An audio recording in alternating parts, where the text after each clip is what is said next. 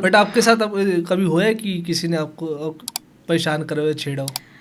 छेड़ना तो इतना daily part हो चुका है, लेकिन आप दिल्ली में रहते हो तो आप मतलब ऐसे जैसे क्लॉक की हैंड्स होते हैं ना, मूवमेंट करते हैं टिक टिक टिक, ऐसे हर मिनट में छिड़ती रहती है लड़कियां यहाँ पे। मेरे साथ अभी 1 हफ्ते पहले ही हुआ था कि मैं रात को कहीं से आ रही थी और मेरा जो घर है वो ना चौराहे पे है, लाइक बहुत सारी शॉप है, कमर्शियल एरिया है, काफ़ी लोग हैं वहाँ पे।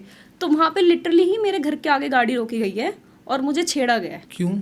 जस्ट बिकॉज मैंने कोई कट स्लीव पहना था और उन्होंने हाँ लाइक ऐसे ही उन्होंने सिर्फ गाड़ी आगे रोक ली थी और मेरे को अलर्ट हो गया था कि कुछ तो होने वाला है, कुछ तो बोलने वाले। तो आई ट्राई टू लाइक ऐसे मैंने अपना कैसे थोड़ा करा कि हाँ सहम के मैं ऐसे कट ही कर रही थी, तो उन्होंने कमेंट पास करना शुरू कर दिए। बट फिर ये था कि थोड़ा सा हिम्मत करके मैंने पलट के जवाब दिया कि क्या है ये, वो थोड़ा सा अब्यूज़ वगैरह भी किया मैंने।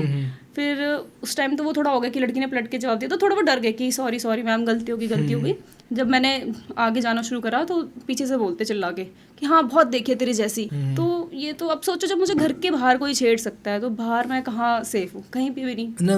Women safety is really big issue in this country. बहुत ज़्यादा लोग मतलब इवन मैंने ये इंसिडेंट अपने फ्रेंड के साथ शेयर करा था, तो वो यकीन ही नहीं कर रहा था इस बात पे। और वो खुद ऐसा क्यों? मतलब कहता नहीं ऐसे कैसे हो सकता है यार, घर के बाहर कोई कैसे छेड़ सकता है तुझे? एंड मैं वैसे अगर पूछना चाहूँ, वहाँ पे अगर रेसिडेंशियल एरिया था तो बाहर कोई आया नहीं आपके साथ सपोर्ट में? मतलब वो अलर्ट हो गए थे कि ये चिल्ला रही है, बट आया कोई नहीं था। ओके। अलर्ट हो गए थे कि चिल्ला रही है, और वो मतलब 5 मिनट का हीटेड आर्ग्यूमेंट था और वो ऐसे गाड़ी लेके भागे फिर वहाँ से।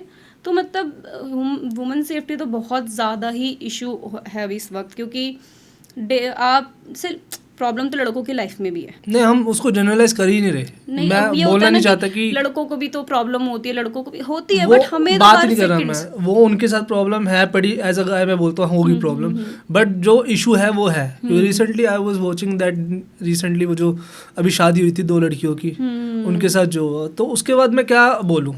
आपने देखा जो लेडीज उनको रिपोर्ट दे रही थी कि वो काम अच्छा नहीं करती हैं, वो खाना नहीं बना रही थी, उसको कुछ बोलते तो वो चिल्ला के बोल रही थी। तो वो ये आर्ग्यूमेंट्स दे रही थी किसी को मारने के लिए, कि जस्टिफाई कर रही थी। और मेरी फैमिली में भी अभी रिसेंटली जब वो केस चल रहा था तो मैंने बोला कि मेरी शादी से पीछे पड़ रहा था, तो मैंने बोला देखो क्या हो रहा है, शादी के बाद चीज़ें ऐसे भी होती है, हमेशा हर कोई सेटल नहीं होता शादी के बाद, ये भी होता है। तो मेरे ही घर में किसी ने मुझे कॉमेंट पास किया, तो ऐसी लड़कियां होंगी तो उनको मारना तो सही होगा। ये तो मतलब अभी कुछ 2 दिन पहले की बात है, जब न्यूज़ चल रही थी तो मैंने दिखाया तो लाइक उन्होंने लिटरली मेरे मुंह पे ही बोल दिया। उनको पता है उस लड़की के साथ जो हुआ है, मतलब उसके मतलब यहाँ पे कुछ रोड मारी है उस लड़की के।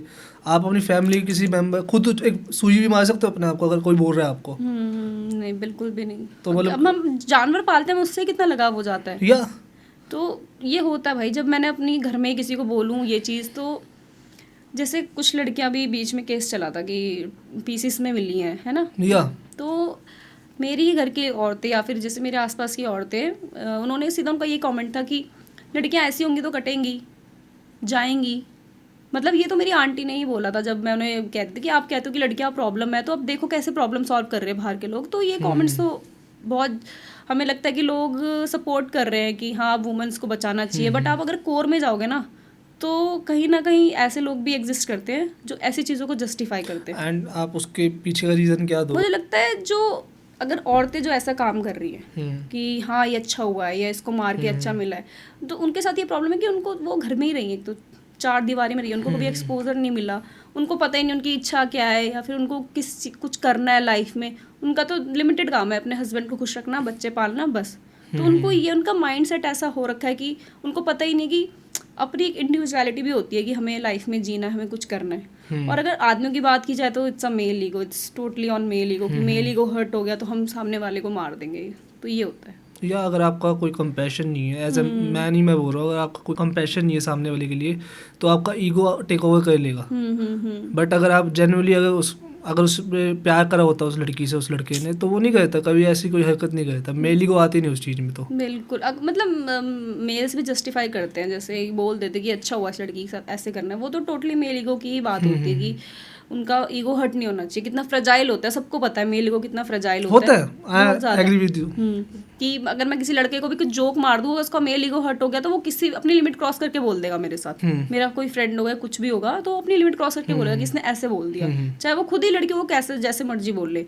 और औरतों के साथ तो यही दिक्कत है कि उनको खुद ही नहीं पता कि होता है। जैसे अगर मैं बाहर जा रही हूँ तो मुझे बाहर की नॉलेज है, घर में हूँ घर की नॉलेज है, उनको तो रखा ही चार दीवारी में गया। उनकी मेंटलिटी ऐसी बनाई गई है कि वो कहीं ना कहीं पैट्रियार्की चीज़ों को सपोर्ट करती है। थैंक यू सो मच भाई एंड तक देखने के लिए। अगर ऐसी और क्लिप्स चाहिए ना तो भाई सब्सक्राइब करो जाम विद जाम क्लिप्स को।